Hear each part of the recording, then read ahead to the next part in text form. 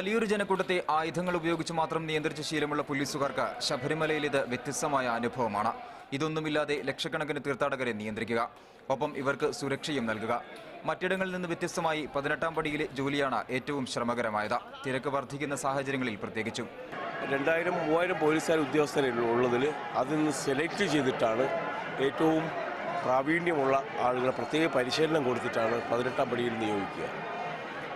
ഒരു മിനിറ്റിൽ സാധാരണ ഒരു 80-നും 90-നും ഇടയിൽ അയ്യപ്പ ഭക്തന്മാരെ കയറ്റാൻ മാക്സിമം കയറ്റാൻ പറ്റുള്ളൂ.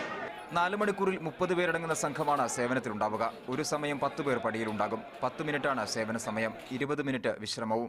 ഒരു ഡിവൈഎസ്പിയും 3 CIമാരും 9 SIമാരും 90 പോലീസുകാരുമാണ് പടിയിലെ സേവനത്തിന് മാത്രമുള്ളത്.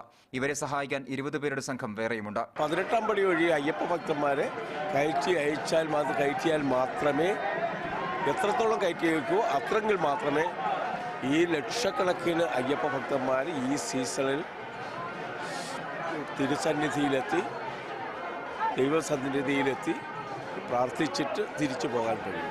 പടിയിലെ ജോലി ആയാസകരമായതുകൊണ്ട് തന്നെ ഈ വർഷം മുതൽ പോലീസുകാർക്ക് ആയുർവേദ ചികിത്സയും നൽകുന്നുണ്ട്.